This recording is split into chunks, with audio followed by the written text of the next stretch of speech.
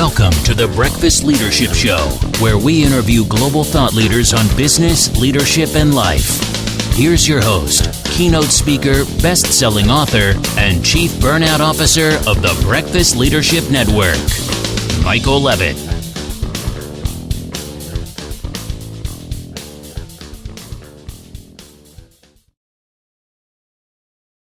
Welcome back. I've got Dr. Christopher Avery on the line. Christopher, how are you? I'm free, powerful, and at choice, Michael. How are you? That is the best way to live. Yeah, and I'm the same. So really appreciate your time today. So why don't you share a little bit about you for those that don't know you? Sure. I left a good job, went back to college, got a doctorate in organization science and leadership, and really dedicated myself to collaboration. And 20 years ago, I wrote a book that's now a classic called Teamwork is an Individual Skill, getting your work done when sharing responsibility. And there's nobody today that has a job where they're not sharing responsibility with somebody to get something done somewhere. So interdependence was, big issue in cooperation, collaboration. And during that work, I discovered I ran into some work that was already being done that helps us understand how responsibility works in the mind. And so working with the responsibility process has been my work for 30 years now. And I changed the name of my company to the Responsibility Company and got the responsibility.com URL. So I'm the responsibility guy. Well, that's awesome work. And that book is timeless. It's like, teamwork has individuals. We all have to come in, and we can't say, well, it's up to them. And no, it's up to us. And I think that's what's so important for everybody to remember is, especially now, and not that I want to dive too much into the pandemic, but when we were all sent home back in March of 2020 and people were working in virtual silos instead of the in-person types of silos that we see in too many organizations, what were some of the findings that you discovered in the work that you were doing on how did that change things, if anything? Well, so I'll take this in a direction that might be surprising for you. So what the responsibility process says is that every time something goes wrong, the responsibility process in our mind gets triggered. And it's a stack of words starting at the bottom, lay blame, and above that, justify, and above that, shame, and above that, obligation. And then there's a line above that, responsibility. Essentially what it means is, in any of those lower states, we're coping with being a victim. We think things are happening to us. We think the problem is bigger than we are. And it doesn't matter how smart we are, or how educated we are, or how motivated we are. This is true for all of us. So what I saw when COVID hit is that everyone was stuck in justify. So COVID is a big justify, but it's still a justify. It says, I can't be free, powerful, and at choice. I can't respond to this because it's bigger and badder than me. And then we make it worse. It's horrible. And, we pile on all our complaints. So I didn't so much study what the pandemic changed about the world of work. Plenty of people are doing that around remote work and whether we should work in the office and not. That's not my thing. My thing was helping people see that they're stuck in justify. And when you're stuck below the line, you're powerless.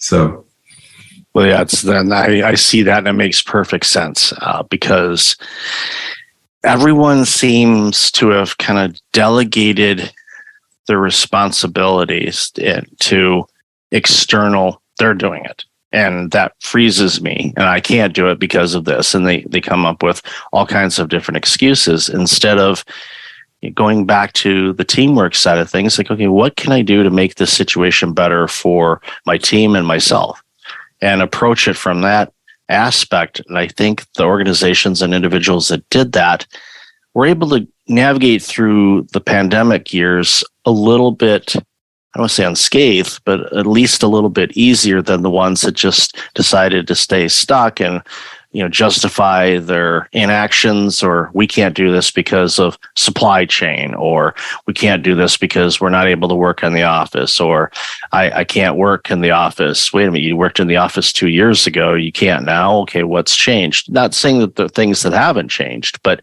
right. It's been an interesting dynamic to watch where people, and I don't want to say laziness, that's not where I'm coming from on this, but I think going with what you said about staying and justify, that not going into the office seemed to be an excuse, and like, well, because they didn't want to. But if they didn't want to before the pandemic, then why did they still work there?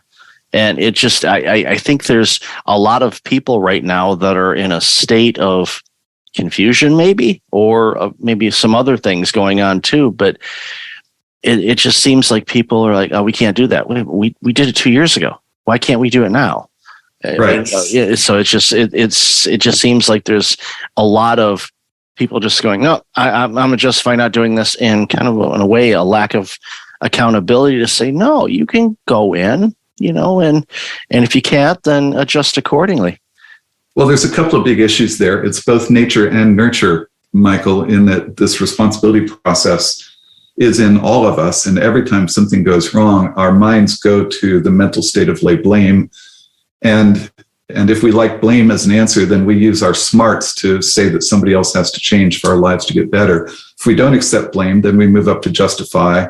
Justify as a set of circumstances, the economy, the budget, the process. I did it just the way you said, boss. It's not my fault. If we don't accept our story, which is usually full of drama, then we graduate to shame, and shame is where we lay blame on self. I'm the dummy, I'm the dolt, I'm stupid. And if we decide to stop beating ourselves up for making a mistake or having a problem, then the next thing that happens is we feel trapped in a pattern that we no longer like. So the mental state of obligation is having to be or do something that we don't want to have or be or do. And so these are nature. This is in all of us. And my job is important to me because most people don't realize how we process thoughts about taking and avoiding responsibility. But then it's also nurture, in that these coping patterns are nurtured by our society. I would say our society, the last probably 100 years, has really curved towards higher and higher drama in terms of who's the most aggrieved, who most deserves a handout, who's being treated the least fairly. And now it becomes easy to raise your hand and say, I'm a victim and I deserve some money. And oh yeah, we run over and reinforce that. So you're putting your finger on a lot of things. And the truth is, there's nothing wrong with people who are doing this. They're operating exactly the way their mind is designed.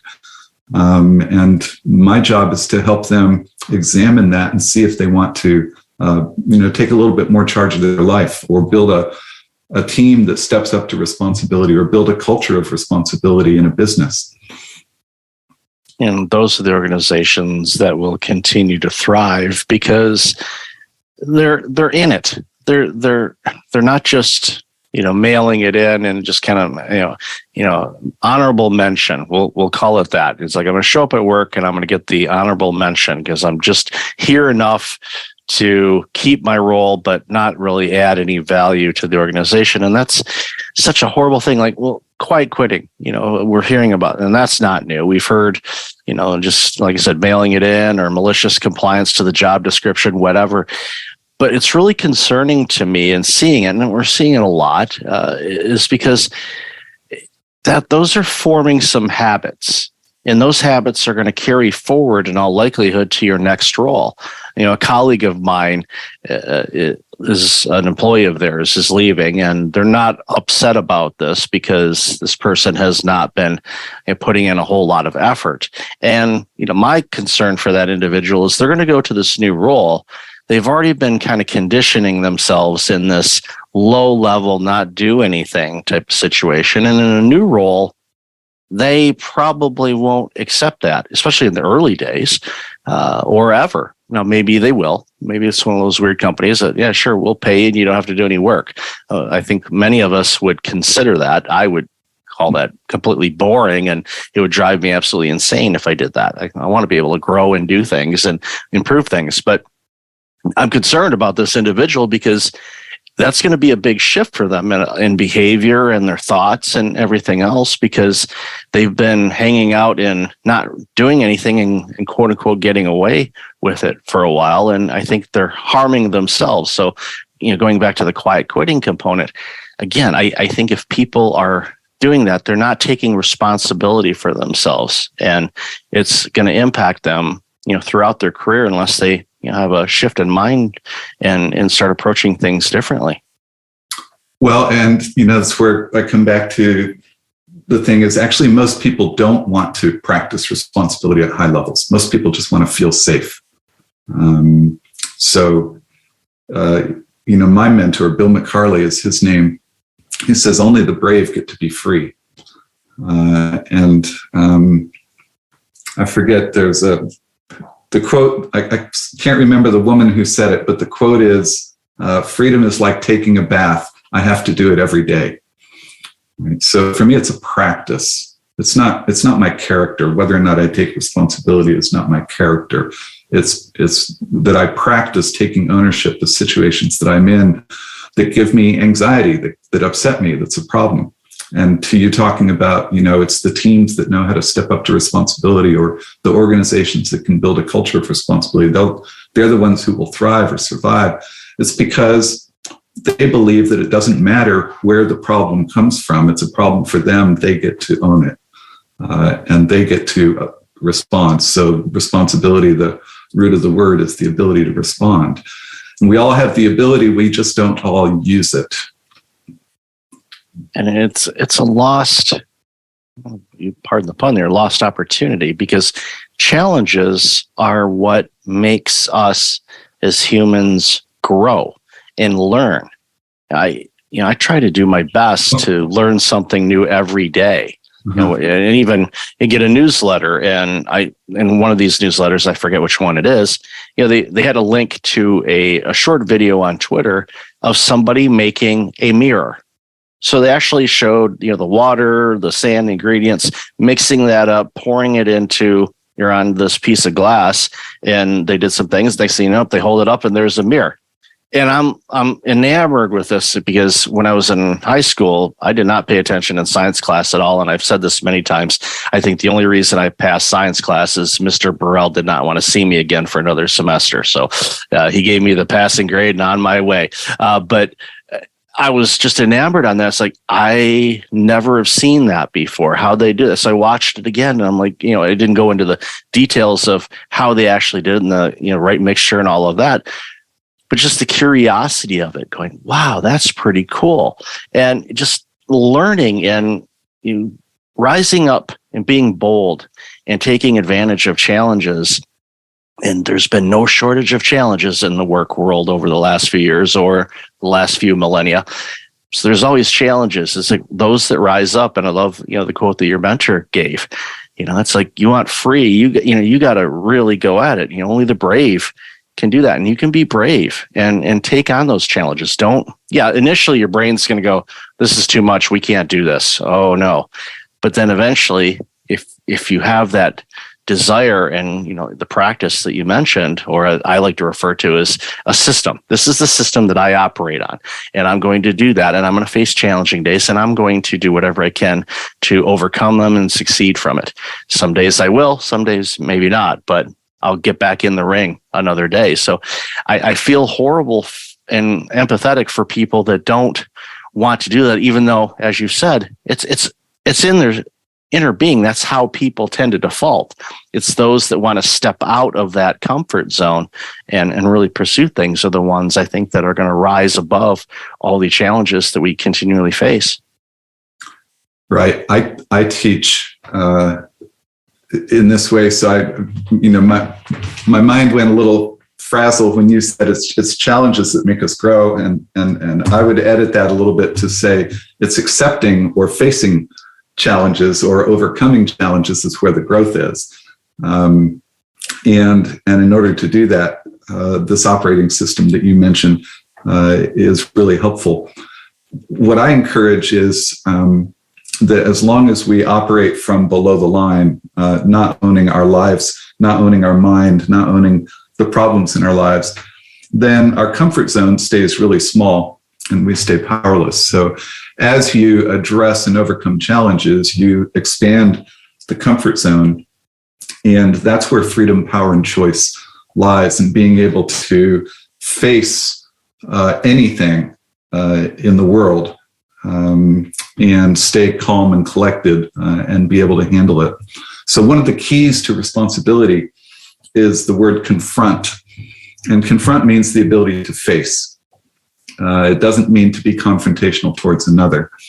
And what we learn is that most of us have a low ability to face a lot of stuff.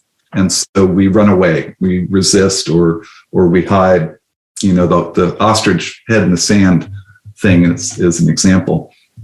And expanding the comfort zone is expanding our ability to face whatever. And what we have in our life is all within our comfort zone. It's stuff that we've been willing and able to face, to be able to make a living, you know, pay the rent, whatever. All the stuff that we don't have in our life that we want is lying right out there on the other side of our comfort zone. And so we get to expand our ability to face. And another word for confront is courage, right? The courage to face things head on.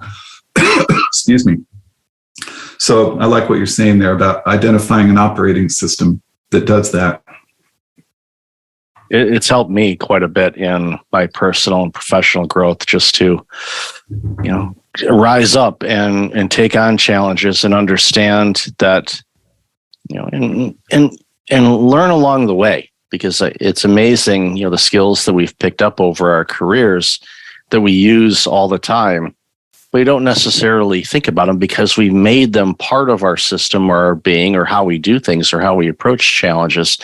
That makes it basically, I don't want to say easier, but it gives us some confidence that we're going to be able to get through it, because we've been through something. It may not be the same situation, but we've been through some things that have been similar. So we can rely on that to go, well, I'm going to be able to get through this. May not know how yet, but at least I have the confidence and the courage to take it on, because I've done that before. And I love how you had mentioned, you know, expanding our comfort zone. And because our comfort zone is smaller, and the fact that you can grow your comfort zone, and in fact, you're actually growing yourself in the same place. Right. You're growing your ability to function in every arena in your life, no matter what happens. We call it increased functioning. So, you know, as a teacher, as a mentor, my work is to help my students increase their functioning as human beings. So where do you see things going over the next couple of years, as far as organizations and individuals, obviously in the work that you're doing, getting more aware of, you know, leaving that, you know, justify stage and blaming, which there's no shortage. All you got to do is turn on the news. Everybody's blaming, you know, whomever.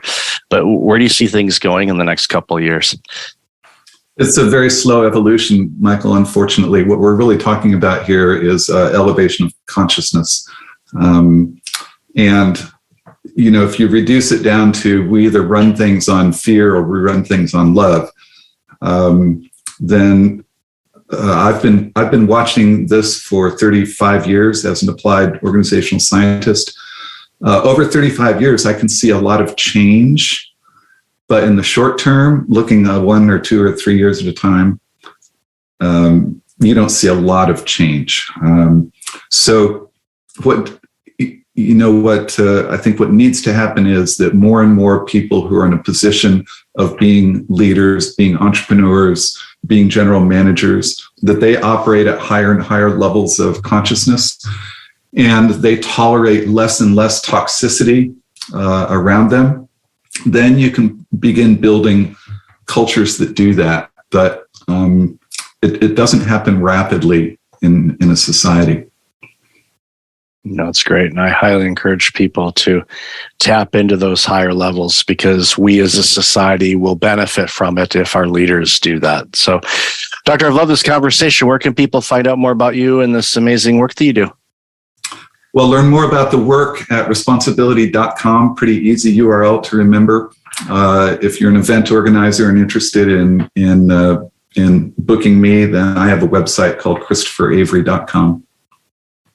I'll definitely have that in the show notes, and congratulations on getting such a great domain name of responsibility.com.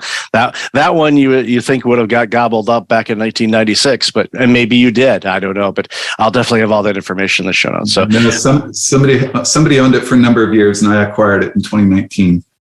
Smart move. So I'll definitely have that in the show notes. So Christopher, thank you again for your time today. Really appreciate you and love this amazing work you're doing. Thank you very much, Michael. Thanks for the fun today with you, and thanks for all the work that you do too. Thanks for listening to the Breakfast Leadership Show, part of the Breakfast Leadership Network. Visit breakfastleadership.com for tips on empowering your business and your life.